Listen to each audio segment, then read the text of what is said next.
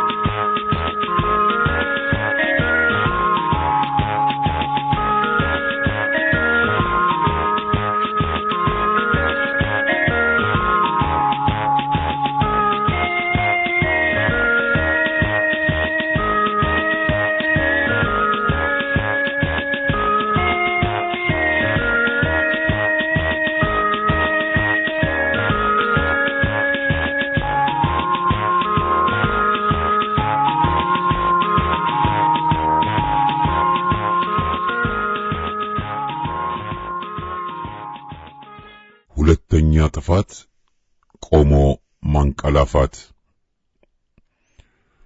አንዴ መደናገር ይፈቀዳል ባይባልም የሚጠበቅ ነው። ሁለት ሶስቴ መታለል ግን በጥፋት ደረጃ የሚመደብና የሚያስወቅስም ነው። በመጀመሪያ ላይ ጠባቡ ኮሎኔል በፍየል ምላሱና በዲስኩሩ ያደናገራቸው በርከት ማለቱ የሚደንቅ አይደለም። ዛሬ ግን ስንት ሕፃን፣ ሽማግሌ፣ አማራ ብሎ አፋር ብሎ ወዘተ ገድሎ ፈሽቶ ኢትዮጵያን የመከራ የለቅሶ ምድር ካደረጋት በኋላ አውሬውን ለመደገፍ መዳዳት የሚፈቀድ ሊሆን አይችልም። ራሳችንን ካላታለን በቀር በኢትዮጵያ ስልጣን ያለው በጸረ ኢትዮጵያ ዘረኛ ቡድን እጅ ነው። አላየንም አልገባንም ካላልን በቀር የዘረኛው አገዛዝ ቀጣይ ዕቅድ አማራውን መፍጀት፣ ማፈናቀል መቀጠል ነውና ለግቤ እንቅፋት ይሆናል የሚለውንና ይታገለኛል ብሎ የፈራውን ፋኖ ኃይልና ኢትዮጵያ ያሉ አገር ወዳዶችን ማጥፋት ነው። በመርዘኛ አፉ ጸረ ፋኖ ዘመቻውን አጠናክሯል። ቀጥሎም በባዕዳንም ተደግፎ ፋኖና አገር ወዳድ ኃይሎች ላይ አስከፊ ዘመቻን ማካሄድ ነው። ቀጥሎም አዲስ አበባ ላይ ሳይቀር የዘር ማጽዳት አካሂዶ ፊንፊንያዊ ቅዠቱን ባለቀለም ህልም ማድረግ ነው። አይኑን በሚገባ ከፍቶ ማየት ቢችል ኖሮ የናገኘውና ደመቀ መኮንን የነ ሽፈራው ሽጉጤና ኃይለ ማርያም ደሳለኝ ማለትም የለየላቸው ባንዳዎችና ከሃዲዎች ጊዜ እያከተመነ ነው። ኮሎኔሉ ራሱ በህዝብ ተጠልቷል። የዳያስፖራም ደላሎች ንግዳቸው ቀዝቅዟል። ወያኔ እድሜ ለኮሎኔሉ የትግራይ የበላይ አስተዳዳሪ ሆኖ ይገኛልና ትግራይ እስር ቤት ሆኖ የቆየባቸው በመሆኗ ጥለዋት አዲስ አበባ ሲበሩ መቼም አይመለሱም ያለው ወያኔ እንደ ዩክሬን ባለስልጣኖች ከ16 እስከ 60 ዓመት ያላቸው እንዳይወጡ እዝና ወጣ እየተባለም ነው። የሻዕቢያ ወጣቶች ለመሸሽ ሲሉ በሺዎች በየቦታው ከሊቢያ እስከ ላምባዱሳ ጣሊያን አልቀው የሽማግሌዎች አዛውንቶች አገር አድርገው አስቀሯት የተባለውን ወያኔ ያውቃል። ረጋ ብለው ሁኔታውን ለሚያዩት ለሚመረምሩት ደግሞ የወያኔና የኮሎኔሉ ሰላም መሰረትን ልፈፋ ባዶና ከንቱ መሆኑን መገንዘብ አያቅታቸውም። የነገው ድግስ እልቂትና ጦርነት ነው። ወያኔ አምቦ ደርሶ ያለ በእብነ በረድ ቪላ የሚያሰሩ የደርግ ባለስልጣኖች ነበሩ። መሰል ጅሎች በኢትዮጵያ ሰላም ሲሰፍን ይታያቸዋል። ሲከብሩ ቱጃር ሲሆኑ ህዝብ እያለቀም እነሱ ሲያልፍላቸው ይታያቸዋል። ድሃው ወገናችን ተጨቁኖ ቢገኝም በዙሪያው ምን እንደሚካሄድ እነማን መከራውን እንዳባባሱበት ማየት የተሳናቸው ይመስላቸዋል። ከባድ ስህተት። ህዝብ ከሁሉም በዳዮቹ ጠላቶቹ ሂሳብ ማወራረዱ የማይቀር ነው። ስህተቱን የሚደግም አይሆንም ብሎ በእርግጥ መናገርም ይቻላል። አዲስ አበባ የኛ ንብረት ናት፣ ኢትዮጵያ ኦሮሚያ ናት፣ ሁሉም ከኛ አቋምና ልፈፋ ሰላምና እርቅን አንድነት መኖርን መቼም ጠሪ ሊሆን የሚችል አይደለም። የተቀማውን የአማራና አፋር አገር ኦሮሚያ ወይም ትግራይ ብሎ በቀጣዩ ለመግዛት ለመገንጠል የተሞከረው የታሰበውና የታቀደውም እልቂትን ይጋብዛል እንጂ እውንም ይሆን አይደለም። አማራም አፋሩም ሞኝ በግ አይደለም ታርዶም ያልቅ። ወያኔም ሽንፈቱን ተቀብሎ ካላረፈና ወደ ስልጣን እመለሳለሁ ብሎ ከቃዠ ወይም ከዘንድሮ ዘረኞች ጋር ሆኜ አማራን አገር ወዳዱን እፈጃለሁ ብሎ ከተፍጨረጨረ ወይም ዘርፌ የነበረውን መሬት በኮሎኔሉና በባዕዳን ግብረ አበርነት አስመልሳለሁ፣ ትግራይን እገነጥላለሁ ብሎ ካመነ በራሱ ላይና በሕዝብ ላይ አሰቃቂ ሁኔታን ከመጋበዝ ሌላ ምንም የሚያገኘው ትርፍ አይኖርም። 27 ዓመት የጨፈሩብን በቃ። ወያኔን ተከትለው አገር መብት ቀምተው ሊጨፍሩ የቋመጡት ተረኛንን ባይዘረኞች ደግሞ የሕዝብ ተቀባይነት ስለማይኖራቸው ስለሌላቸው እቅዳቸው የሚሳካ አይሆንም። የኢትዮጵያ ሕዝብ ከእንግዲህ ወዲህ ማንም አገሩን ሲገነጥል በዝምታ የሚያይ አይሆንም። ሕዝበ ውሳኔ በሚል ጭምብል ባርነት ወይስ ሐርነት ብለው ያደረጉትን ውንብድና አይቷል። ሕዝበ ውሳኔ በአምባገነኖችና ዘረኞች ስር ጨቋኝ ሥርዓት ሰፍኖ በእነሱ ስር የሚደረግ አይደለም። የሕዝብን ድምፅ የሚቀበል የሚያከብር ኃይል በስልጣን ቢኖር ኖሮ በዋናው ፖለቲካ ጉዳይ ሕዝበ ውሳኔም ባላስፈለገ ነበር። ከቂሊንጦ ሆኖ በእስር እየማቀቁ ስለ ፍትህ ውሳኔ ከታሳሪዎች ሊመጣ አይጠበቅም። ጨቋኞቻችን ሕዝበ ውሳኔ ሳይሆን ውሳኔ አምባገነን ነው እውን የሚያደርጉብን። እውን 99 በመቶ ሕዝብ መረጠን ሲሉ ሕዝብ ያልነውን በአንዲት ፊደል እንኳ ሳይቀንስ ደገፈ ሲሉ አጋሮቻቸው ባዕዳን አጅዋ ይሏቸው እንደሆነ እንጂ ብዙሃኑ ማጭበርበር በሽፍንፍን ጭቆና መቀጠል መሆኑን ያውቀዋል። የመሬቱን ባለቤት አፈናቅሎ አፍኖ አሳዶና ገድሎ የራሱን ሰፋሪ በቦታቸው አምጥቶ ሕዝበ ውሳኔ ይደረግ ማለትስ አይን አውጣ ብልጣ ብልጥነት እንጂ ከሕዝበ ውሳኔ ምን ያገናኘዋል? ለነገሩ ጨቋኞችና ዘረኞች ከሕዝበ ውሳኔ ጽንሰ ሐሳብ ጋር ሆድና ጀርባ ናቸው። ወያኔ የአገራችንን ሰንደቅ ዓላማ ሲቀይር ማን እሰየው አለ? የዘንድሮቹስ የአንድ የውሁዳን ድርጅት ባንዲራ የመላ ኦሮሞ ሕዝብ ነው ማለቱን አልፈው የኢትዮጵያ ሰንደቅ ዓላማን ከልክለው ይህ ነው የሚሆነው ሲሉና በየቦታው ይውለብለብ ሲሉስ ማንን አማክረውና ሶስነው ነው? ሕሊና ያለው ያመዛዝን፣ ዓይን ያለው የተደገሰለትን ይይ፣ ጆሮ ያለውም ይስማ። የኢትዮጵያን ሰቆቃ ሁላችንም እናዳምጥ። ደም መርገጥ እንጸየፍ፣ ይጸጽተንም እንላለን።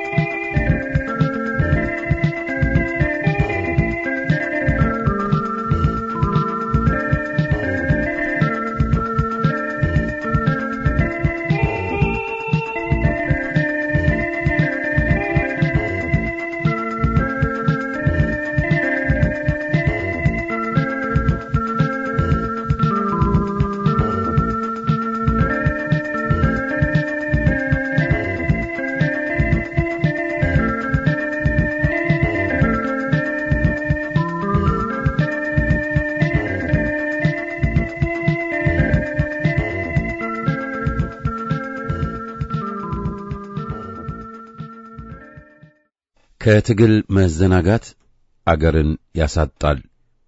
ወቅቱ ግድ ላለው ትግል ምላሽ መስጠት አገርን ያድናል።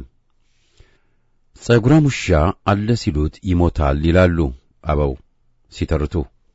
አዎ የጉዳት መጠንን በውል አለመረዳት የሚያስከትለውን ጉዳት ለመግለጽ የሚጠቀሙበት አባባል ነው። ግዙፍ የቆዳ ስፋት ባለቤት የሆነችው ኢትዮጵያ፣ በታሪክ ሰሪ ሕዝብ የታደለች ኢትዮጵያ፣ በባህልና በአገር ግንባታ ረጅም ታሪክን የያዘች ኢትዮጵያ ዛሬ አለች ብለን የምንዘናጋ ከሆነ ተሳስተናል። ኢትዮጵያን ዛሬ ወዴት ነሽ? እንዴት ነሽ? ላንቺም ከፍለው ምን ድርሻ አለኝ ወዘተ ብሎ ካለመጠየቅ የበለጠ ወንጀል ወይም ስህተት ለኢትዮጵያውያን አለ ለማለት ይከብደኛል። የኢትዮጵያ አገራችንና ልጆቿ ሁለንተናዊ ችግሮችን እየቆጠብን የምናወራቸው ወይም ድምዳሜ የምንሰጥባቸው ጉዳዮች አይደሉም። ከሌሎች አገራት ችግሮች ጋርም የምናወዳድረው አይደለም። አቻ የሚገኝለት አይደለምና ነው። እንደ ክራይሲስ ዋች የመሳሰሉ ተቋሞች በዓለማችን ባለ ቀውስ አገራት ዝርዝርን ያወጣሉ። በዚህ መሰረት ከሰሞኑ የዓለማችን 21 የግጭት አገራት የሚል ዝርዝርን ተመለከትኩ። የኢትዮጵያው ግጭትና ቀውስ ከነ ዩክሬን፣ ሊባኖስ፣ የመን፣ ኢትዮጵያ ወዘተ ተብለው በአንድ እንቅብ መቀመጣቸውን ተመለከትኩ። የኢትዮጵያውያን ግጭትና ቀውስ ከ21 አገራት ጋር አመሳስሎና አዛምዶ ማውጣትን በጽሞና ካየነውና ከገመገምነው ኧረ እንዴት ተደርጎ የሚያስብል ጉዳይ ነው። ግጭት፣ ጦርነት ወላጅ ወይም የጦርነት መንስኤ በመሆኑ ወይም የሰው ሕይወት በመቅጠፉ ንብረት አውዳሚ በመሆኑ ወይም ዜጎችን በማፈናቀሉ ብቻ ወይም የሰላም ጸር በመሆኑ ብቻ ተመሳሳይ ነው ከሚል ድምዳሜ መድረሱ ስህተት ነው። የዩክሬኑን ጉዳት ለአስረጅነት ብናነሳ ስህተትነቱን መመልከት ይቻላል። ከዚህ ላይ የጦርነቱን ፍትሃዊ ነው ወይም ፍትሃዊ አይደለም ወይም የዩክሬኑ መንግስት በዲሞክራሲ መንገድ ተመርጦ የሕዝብ ውክልና ያለው ነው ወይም አይደለም ወይም ደግሞ የባዕድ ኃይላት ቅጥረኛ ነው ወይም አይደለም የሚሉ ክርክሮችን ማንሳቱ ለተመሳሳይነቱ ማንሳት ቢያስፈልግም ከኢትዮጵያ ጋር ላለው ንጽጽር ማንሳቱ ጠቃሚነት ቢኖረውም ለጊዜው እንተወው። ለዩክሬንም ሆነ ለሩሲያ ሕዝቦች በቅራኔ አፈረርቻጀት ቅደም ተከተል የሚፈቱ በመሆናቸው ነው። የመጨረሻውና ከኢትዮጵያው የሚለየው ዩክሬንና ሕዝቧን እወክላለሁ ባይ መንግስት አላቸው። በኢትዮጵያው ተጨባጭ ሁኔታ ግን የግጭቱ ተንኳሽ፣ የግጭቱ ፈጣሪ፣ አደራጅና አመራር ሰጭ ነኝ ባዩ በመንግስት ስም የተሰየመው ቡድን ለመሆኑ ብቻ ልዩ ያደርገዋል። ኢትዮጵያን ካላጠፋው፣ ኢትዮጵያን ሁለት ወይም ብዙ ትንንሽ ካላደረግኩ አማራውን፣ አፋሩን፣ ጉራጌውን፣ ጌዲዮውን፣ ወላይታውን፣ ሲዳማውን ወዘተ ከምድረ ኢትዮጵያ ካላጠፋው ባዩ እኮ መንግስት ነኝ ባዩ ነው። ትላንት በተለያየ የዳቦ ስም የሚጠሩ ዘረኛና ጸረ ኢትዮጵያ ቡድኖችን ከአስመራ አውሮፓና አሜሪካ በክብር ጠርቶ በወለጋና አዲስ አበባ የቦታ ምሪት ሰጥቶ አደራጅና አመራር ሰጪው እኮ የኮሎኔሉ አገዛዝ ነው። የዘር ፍጅት ፈጻሚና አስፈጻሚው እኮ መንግስት ነኝ ባዩ የኮሎኔሉ አገዛዝ ነው። የኢትዮጵያ ሕዝብ ገደብ ባጣ ድህነትና የኑሮ ውድነት እንዲጠበስ የፈረደበት እኮ መንግስት ነኝ ባዩ አካል ነው። ንጹሐንን እያሰረ እያፈነ እየሰወረ ስየል እየፈጸመ ወንጀለኞችንና ጨፍጫፊዎችን ከእስር የሚያስወጣው እኮ መንግስት ነኝ ባዩ ነው።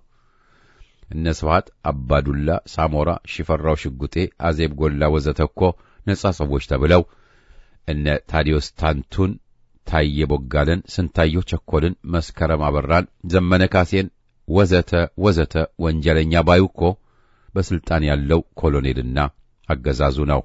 የሀገር ሀብት መንግስታዊ ተቋማትና በተለያዩ የስልጣን እርከኖች ላይ የተቀመጡ ሹመኞች ተግባራቸው አገር መገንባት ሳይሆን የኦሮሞማውን መንግስት ተብዬ የጥፋት ተልእኮ መፈጸምና ማስፈጸም ነው።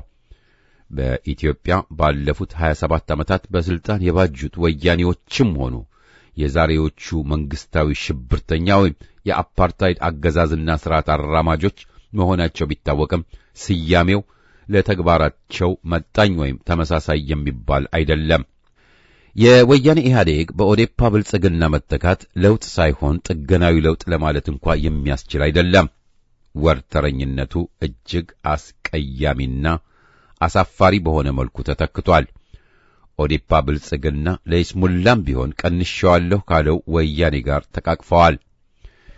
ኢትዮጵያንና ኢትዮጵያዊነት መሞቻ ዱላቸውን ለማጎልበት መሆኑ ነው።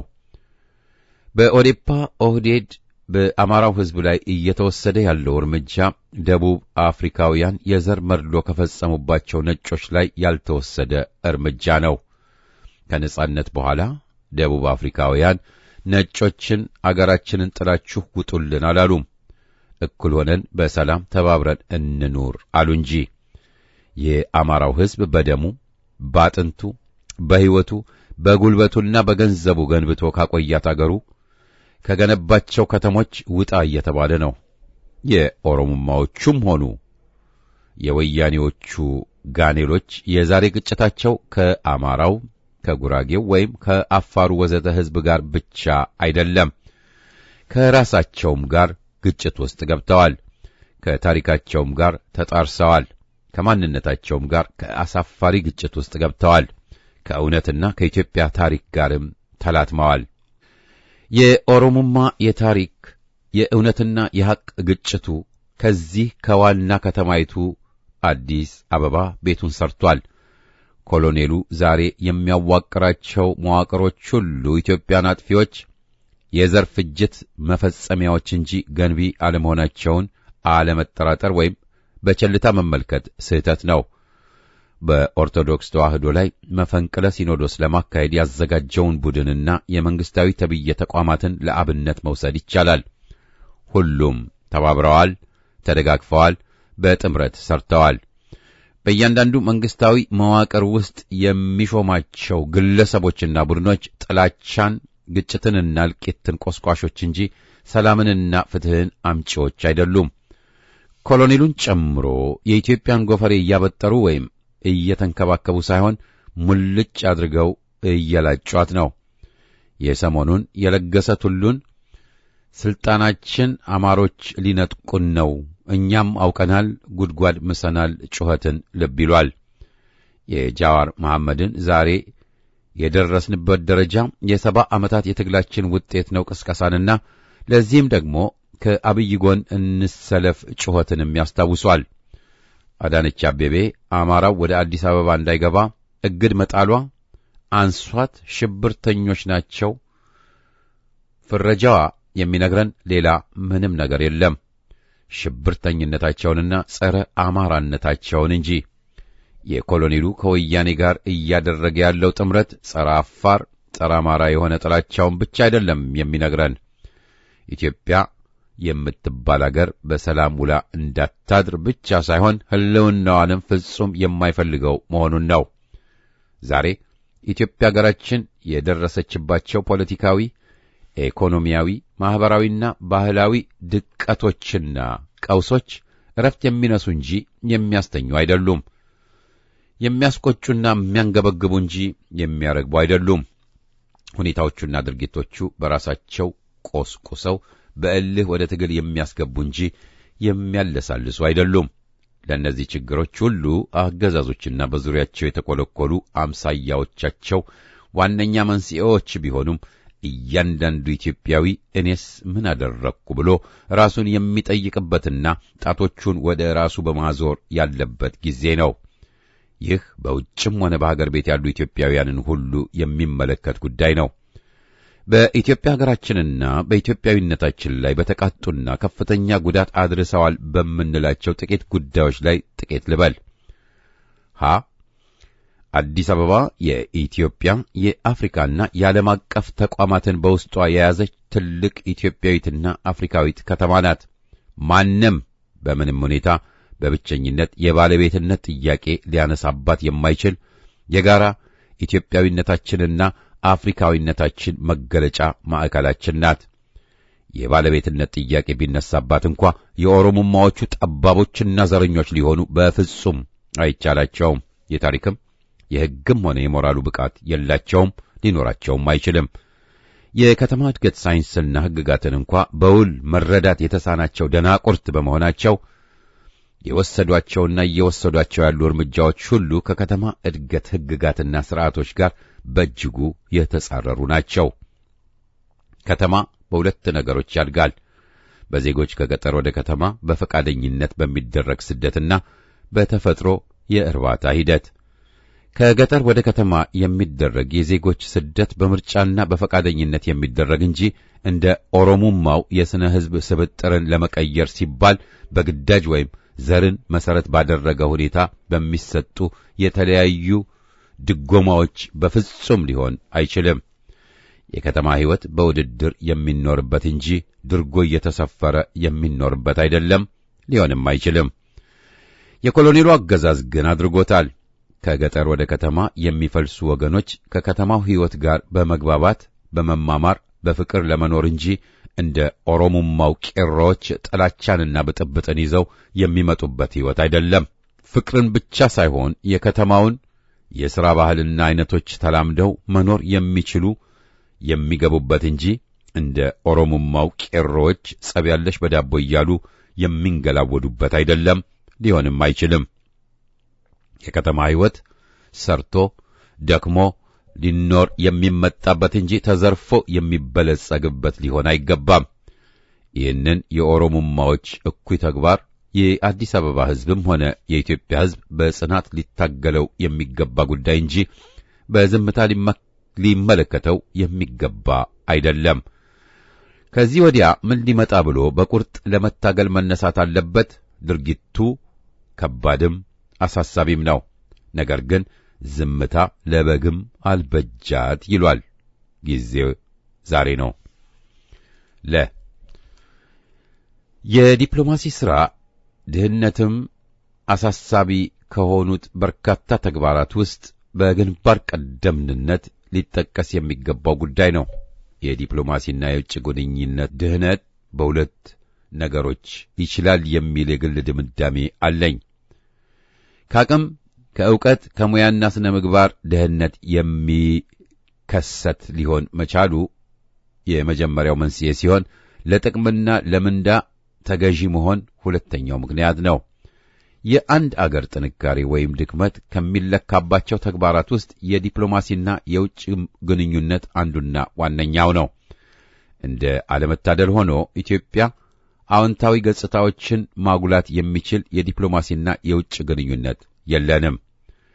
የነ አሜሪካ፣ እንግሊዝና ሌሎች አገራት ያፈጠጠና ያገጠጠ ጣልቃ ገብነት ገደብ የላቸውም እስኪባል የመሆኑ ጉዳይ በየኤምባሲው ጽሕፈት ቤት የተቀመጡ የጥቅም ተገዥ ጉልቶች መሆናቸውን አይናገርም ማለት አይቻልም።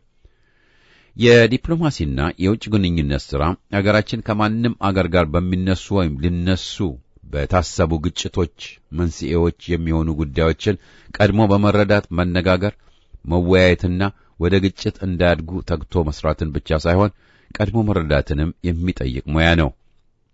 ከዚህ በተጨማሪም የየአገሪቱን ታሪካዊ፣ ኢኮኖሚያዊ፣ ስነ ልቦናዊና ባህላዊ ባህሪቶችንና ጥቅሞች መግቻ መሳሪያ አድርጎ መጠቀም የሚያስችል ጥበብ ነው። ከዚህ ላይ በዛሬው ጥንቅጥ ዓለም ፖለቲካ ውስጥ ራሳቸውን በቁንጮነት ከኮፈሱ እንደ አሜሪካና እንግሊዝ የመሳሰሉ አገራትን ፍላጎት በመርህና በእውነት መግታት ከባድ እንደሆነ እረዳለሁ። ለኢትዮጵያ ጥቅምና ክብር እንዲሁም የነጻነት ጉዳይ ነውና የግድ መደረግ አለበት። የዲፕሎማሲና የውጭ ግንኙነት ድህነት በብልጽግናዎቹ ጉልቶች የሚለወጥም የሚቀየርም አይደለም። ይህንን እውነት መረዳት ብቻ ሳይሆን በውጭ ያሉ ኢትዮጵያውያን በዓለም አቀፋዊ አህጉራዊና አካባቢያዊ ተቋማት ውስጥ የሚሰሩ ኢትዮጵያውያን ይህን አገራዊ ኃላፊነት ሊረከቡት የግድ ነው።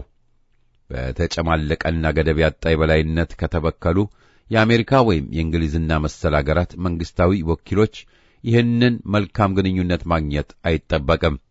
የኢትዮጵያ ሕዝብ እየታገላቸው ያሉት ጸረ ኢትዮጵያ ዘረኞችን በትግሉ እንደሚያስወግዳቸው አስተምህሮውን መስጠት ይገባል። እነዚህን አገር በቀል ከሃዲዎች የደገፉ፣ ያቀፉ፣ የተባበሩ ሁሉ ምነዋ ከወያኔ ጋር ባልወገንን ወይም ምነው ከኦሮሞማዎቹ ዘረኞች ዘንድ ራሴን ባገለልኩ የሚል ጸጸት የማይቀር የመሆኑን ያህል የእነዚህ አገራት ገዢዎችም ከእነዚህ ዘረኞች ጋር በፈጠሩት አጥፊ የግንኙነት ተግባራቸው ምነዋ በቀረብን የሚሉበት ጊዜ እስኪመጣ ድረስ ተግቶ መስራት ይገባል። እያንዳንዱ ኢትዮጵያዊ የአገሩና የወገኑ አምባሳደር መሆን ከቻለ የተዛቡ ገጽታዎችንን ሁሉ መገለባበጥ ይቻላል። ረጅም ጉዞ ከአንድ እርምጃ ይጀምራልና። ሐመሩሃ መከላከያ ኃይል ከትልቅ ጥያቄ ውስጥ የገባ መሆኑን መረዳት ጊዜ ዛሬ ነው ባይነኝ። እንኳንስ የመከላከያ ኃይል ሌላውም ኢትዮጵያዊ ቢሆን ኢትዮጵያ አለች፣ የዜጎቿ ደህንነት ተጠብቋል፣ የሰላም የዴሞክራሲ መንገድ ተጠርጓል ማለት የሚቻልበት ሁኔታ የለም። የኮሎኔሉን ጸረ ኢትዮጵያነት፣ ጸረ አማራነት፣ ጸረ አፋርነት፣ ጸረ ጉራጌነት በጠቅሉ ጸረ ኢትዮጵያውያን ሆኖ የተሰለፈና ሴራ ሲጎነጉን የሚውልና የሚያድር መሆኑን ለመረዳት ጥናት ወይም ምርምርን ጠያቂ ጉዳይ አይደለም።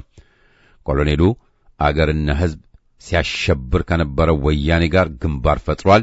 ሽብርተኝነቱን አንስቶለታል። በዚህም ኮሎኔሉ ሊታረቅ ከማይችል ቅራኔ ውስጥ ገብቷል። መከላከያ በሰሜን እዝ ባልደረቦቹ ላይ ወያኔ የፈጸመውን የሽብር ተግባር በዝምታ ይቀበለዋል ወይስ የሙያ አጋሮቹን ጨፍጫፊዎች ለሕግ ይቅረቡ ይላል? የሕዝቡ ጥያቄ ነው። ወያኔ ለ27 ዓመታት በኢትዮጵያ ሀገራችን ላይ ደባዎችን ፈጽሟል፣ አልፈጸመም? በአማራውና በአፋር ሕዝብ ላይ ወያኔ የፈጸማቸውን የሽብርና የዘር ፍጅት ተግባራትን መከላከያ በዝምታ ይመለከተዋል ወይስ ከሕዝባዊ ትግሉ ጎራ ተደባልቆ የሕዝብ አጋርነቱንና ወገንተኝነቱን ያሳያል? ወዘተ የሚሉ ዛሬ ከሕዝብ ለመከላከያ የሚቀርቡ ጥያቄዎች ናቸው። ወያኔ በከፈተበት ጦርነት ከጎኑ ተሰልፈው አጋርነታቸውን ካሳዩት ፋኖዎች ጋር ራሱን ለፍልሚያ ያዘጋጃል ወይስ በወንድሞቼ ላይ አልተኩስም ይላል? ሌላው ጥያቄ ነው። ከመከላከያ ውስጥ ባሉ ጥቂት አመራሮችና ዘረኛ አባላት የተፈጸመ በርካታ እኩይ ተግባራትንም ተመልክተናል። በመከላከያ መለዮች ወይም ዩኒፎርሞች ተለብሰው በርካታ የወንጀል ተግባራት መፈጸማቸውንም እናውቃለን። በግሌ መከላከያ ስሙ እንደሚያመለክተው የኢትዮጵያ እንጂ በዛሬው ሁኔታ የኮሎኔሉ ስልጣን ጠባቂ ወይም የሌሎች ጸረ ኢትዮጵያ ኃይሎች ዕቅድና ዓላማ አስፈጻሚም አይደለም። እምነቴም አቋሜም ነው። ስለዚህ በአደጋ ላይ ያለችውን ኢትዮጵያ ደህንነት ለመጠበቅ ከኢትዮጵያ ሕዝብ ጎን መሰለፍና ሰላምን መፍጠር ሀገራዊም ሕዝባዊም ጥሪ ነው። ተገቢውንና ትክክለኛውን ምላሽ መስጠት ይገባል። ዛሬ ከጥቂት ከሃዲዎች በስተቀር የኮሎኔሉ የኢትዮጵያና ልጆቿ ጠላትነት ከአደባባይ የተሰጣ እውነት ነው። ኮሎኔሉንና አገዛዙን ተባብሮ በጽናት መታገል አፍጦ የመጣና የአገሪቱ ተጨባጭ ሁኔታ ግድ እያለው ያለ እውነት ነው። ኮሎኔሉ ከወያኔ አራጆች ጋር ተባበረ፣ ዘረኝነቱንና የዘር ጨፍጫፊነቱን ሰረዘ፣ ለኢትዮጵያና ለኢትዮጵያ ጠቀመም ጎዳም ስምምነቱ በጋራ ሰረዙት። እርግጥ ነው ኮሎኔሉና አገዛዙም ሽብርተኛ መንግስት ነው። ከሽብርተኛ መንግስትና በዙሪያው እየሰበሰባቸው ከመጡ ሽብርተኛ ቡድኖች ጥምረት የኢትዮጵያ አንድነት ይጠበቃል፣ ልጆቿም ሰላምን ያገኛሉ ማለት ዘበት ነው። ከትግል መዘናጋት አገርን ያሳጣል። ወቅቱ ግድ ለሚለው ሕዝባዊ ትግል ምላሽ መስጠት አገርን ያድናል። ወያኔን ሽብርተኛ አይደለም ያለ ዘረኛ አገዛዝ ፋኖዎችንና ሌሎች ኢትዮጵያውያንን የማሰር የመሰወር የሕግም ሆነ የሞራል ብቃት አይኖረውም። ሁለገብ ትግሉ ይፋፋም። ከሕግ ውጭ የታሰሩ ሁሉ በአስቸኳይ ይፈቱ። እናሸንፋለን።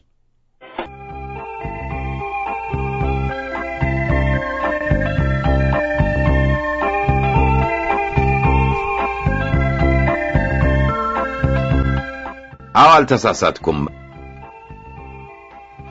ከሕይወት አሰፋ።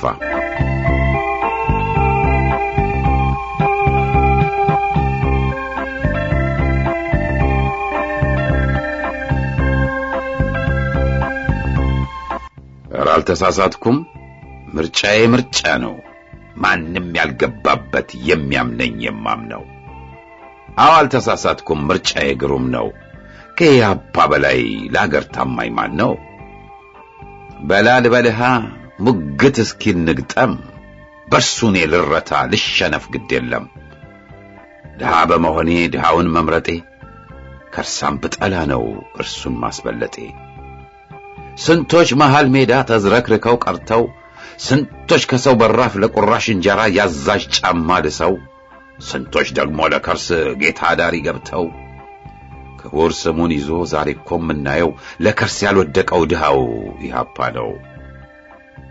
ለከርስማ ቢያድር ጥቅም ቢያታልለው ፈተናውን ባያልፍ ክብር ባይናፍቀው እንኳንስ ልወደው መች ስሙን ላነሳው ግና ውርደት ሽጦ ክብር በመግዛቱ እኔና መሰሎች ገባን በግዛቱ። ስለዚህ ስለዚህ አየነው ገመትነው ዕድሜ ልካችንን ላመንበት ብንሞት የት ነው ጥፋታችን? እውነተኛ መንገድ እውነተኛ መስመር ጥርት ያለች ጉዞን ተከትሎ መኖር ለመልካም ሕሊና ጥሩ ምግብ ነበር። ስለዚህ ልክ ነኝ፣ አልተሳሳትኩም። ምርጫዬም ልክ ነው። ኢህአፓን አልተውኩም።